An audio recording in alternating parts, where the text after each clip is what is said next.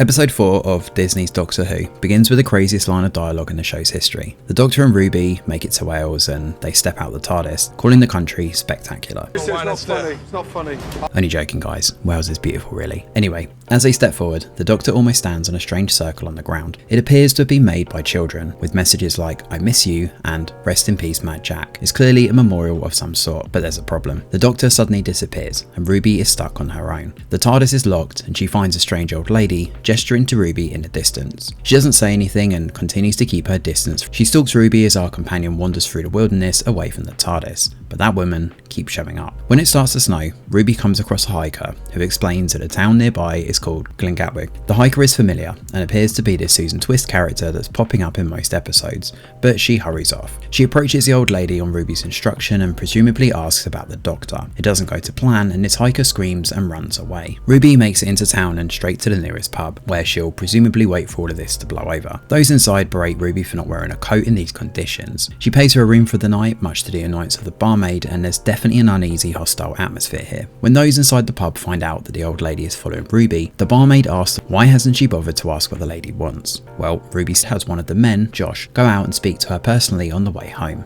Ruby wants him to ask about the Doctor, but when he does, Josh suddenly shouts and runs away. It's here we learn that the cliff tops are apparently a boundary between the land and the sea. It's a liminal space that's neither here nor there and where rules are suspended. Ruby stepping into this circle seems to have triggered something. Apparently Wales is steeped in blood given its history with the English and a number of castles that are in the country. Even worse though, Ruby reading all these notes about Mad Jack could be what's broken the spell and caused chaos to be unleashed on this quaint little town. Apparently he walks through the gaps and is also referred to as the spiteful one. Ruby argues that the Doctor would never disrespect anyone, unless it's someone who hates Faye, and whatever has happened here hasn't been done on purpose. There are parallels to Midnight and Turn Left in terms of atmosphere and paranoia, especially as knocking at the door causes everyone to go restless and panicked, believing it's Mad Jack. When Ruby opens it up, we learn that it's just a delivery man, and just like that, everyone bursts into laughter, calling Ruby racist for claiming that everything here is all witches and curses. Ruby stays the night and gets into a routine of sitting before the TARDIS by day and then at the pub in the evening, until the barmaid ushers her away for causing a disturbance. Ruby decides to go home, but on the train ride, she finds the same woman continuously showing up on the route back home. Unfortunately, her mum ends up talking to the strange woman and it causes her to run away. In fact, she hops in a taxi and leaves. Ruby continues to try and phone her, but it doesn't work. She's gone. And even worse, the door back into her apartment is also locked. Eventually, Ruby's mum does pick up and tells her daughter to stop calling, pointing out that even her real mother didn't want her. Sometime later, Kate Lethbridge Stewart shows up to see Ruby. She explains that she can help and Ruby goes on to mention that this has been ongoing now for a whole year. It's been that long since the previous scene with her mum, who now has an injunction against her. Kate wants to help and gives a brief overview of what UNIT actually do, hinting at the supernatural being something they now look into and presumably what's happening in this episode. Anyway, Ruby goes on to explain that the old lady is exactly 73 yards away. It would appear that she has some sort of perception filter where people don't really notice her, but also that they do. There's a bit more religion bashing here before Kate points out that UNIT can't actually photograph the old lady without it going blurry. She gives the go ahead for her to be brought in, but as all these guards suddenly show up, everyone turns and then runs away. In fact, Kate seems to be possessed and gives the order to disengage. Just like that, everyone rushes off. And then we jump through a montage of the years. The decades pass and Ruby continues to work her way through a number of different men, each unhappy that Ruby doesn't listen to her and acts coldly towards them. Eventually it falls to the elections, where we learn that the candidate looking to run is none other than Mad Jack. His real name is Roger Ap Williams. Before Ruby leaves, she belittles the guy she's currently dating, patronising him for being terrible in bed, and decides she's going to save the world. Ruby shows up at the election campaign and finds herself holding coats as Mad Jack takes to the stage. He explains on a TV broadcast that he wants to spend £65 billion on nuclear weapons. He wants to set the UK up as the best nation in the world. He also seems unhinged and hints at firing a nuclear warhead. Ruby, listening to all of this, pledges herself to the cause. Roger is eventually voted in as Prime Minister and he's about to be broadcast across the world. On Saturday, he's going to declare UK away from NATO and buy nuclear weapons from Pakistan. Presumably, he'll also launch them too after broadcasting from Cardiff Stadium with 40k in attendance. I'm not sure why he didn't go somewhere like Wembley or the O2 Arena, which seem like far better options given they can hold a lot more people inside, but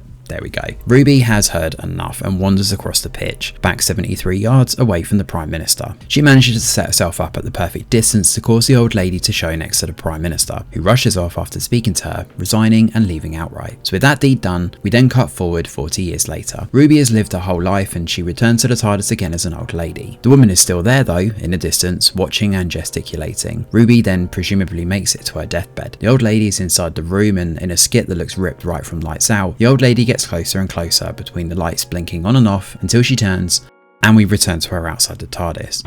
What? What? She looks over at Ruby in the distance and it's assumed that the old lady is actually Ruby herself. She watches as her younger self exits the TARDIS with the Doctor. She whispers, "Don't step," and when she fades out of view, we're back with the young Ruby again. Ruby breaks the cycle and stops the Doctor from stepping on the fairy circle. The Doctor explains that this is all charms and spells and hopes and dreams. The Doctor stops Ruby from answering the letters on the ground too, so they leave and head on down to the town. On the way, Ruby points out the third time that she's been to Wales must be right now. And that's it. There's no more from you on the transcript. That's the last I've got. So what happened to all those people who ran away? What happened to Ruby's mum? Was all of this an alternate timeline away from what we're currently experiencing? Or was this some strange closed time loop? What happens if someone else steps on this fairy circle? Who set the fairy circle up in the first place? And why were the letters for Mad Jack, who died in 2040, years after the timeline we're currently in? How did Mad... I guess we'll never know. And that is where 73 yards ends. Thanks for watching, and do let us know your thoughts in the comments below. Smash a like or subscribe to the channel, your support is very much appreciated. I'm Greg Wheeler, and from all of us over here at The Review Geek, we'll see you on the next video.